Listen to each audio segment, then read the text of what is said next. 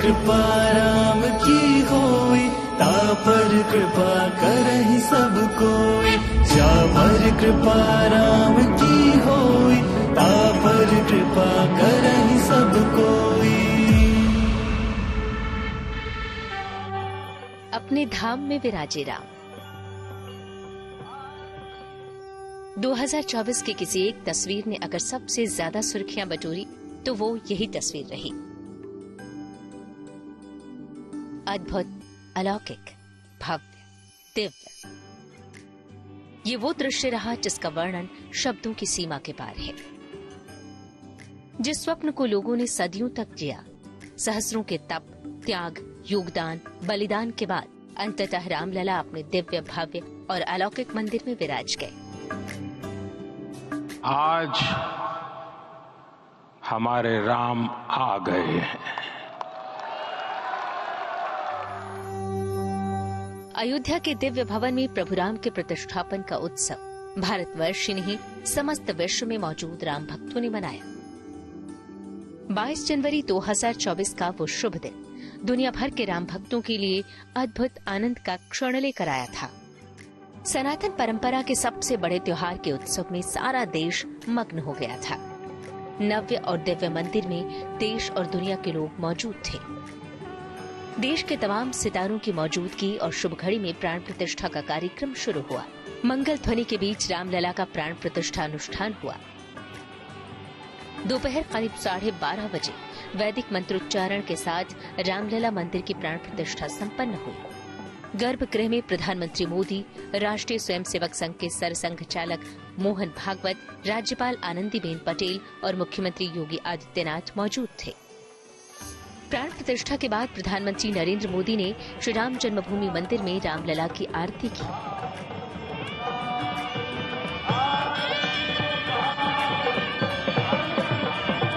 प्राण प्रतिष्ठा के बाद प्रधानमंत्री नरेंद्र मोदी ने श्री राम जन्मभूमि मंदिर में भगवान रामलला को दंडवत प्रणाम किया।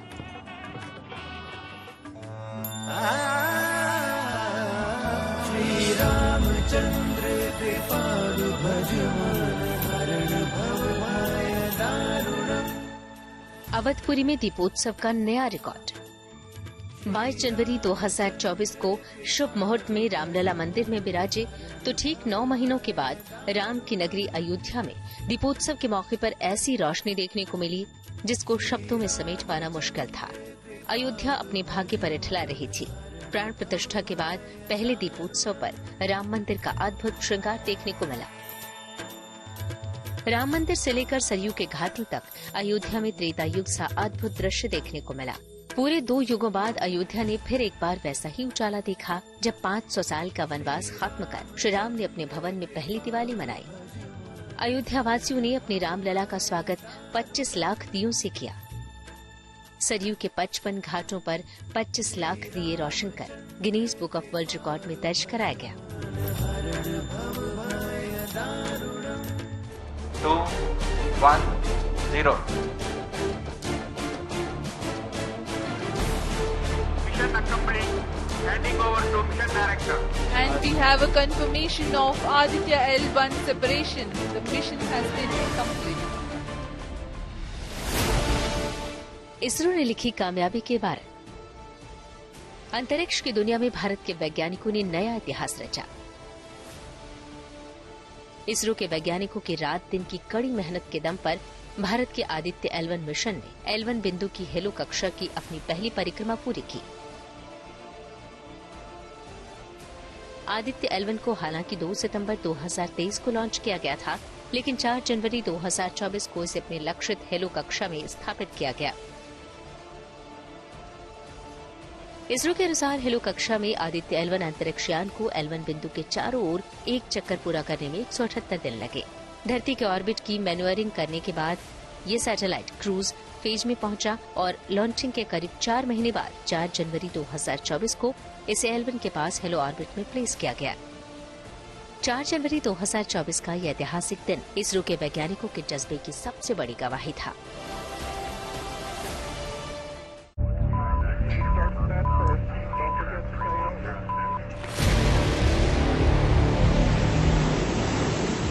भारतीय नौसेना ने 27 नवंबर 2024 को अपने अदृश्य योद्धा यानी न्यूक्लियर सबमरीन अरिघात से K4 बैलिस्टिक मिसाइल की सफल टेस्टिंग कर अपनी परमाणु ताकत का परिचय दिया। परमाणु युद्ध के हालात में भारत की सेकेंड स्ट्राइक कैपेबिलिटी यानी जवाबी प्रहार की क्षमता को नई ऊंचाई देने के लिए न्यूक्लियर सबमरीन INS अरिघात की धार को और पैना करने के लिए शॉर्ट रेंज की 24 K-15 मिसाइल तैनात की, जिनकी रेंज 750 किलोमीटर है। साथ ही 8 K4 मिसाइल भी अरिघात की विध्वंसक ताकत में इजाफा कर रही हैं, जिनकी रेंज 3500 किलोमीटर है।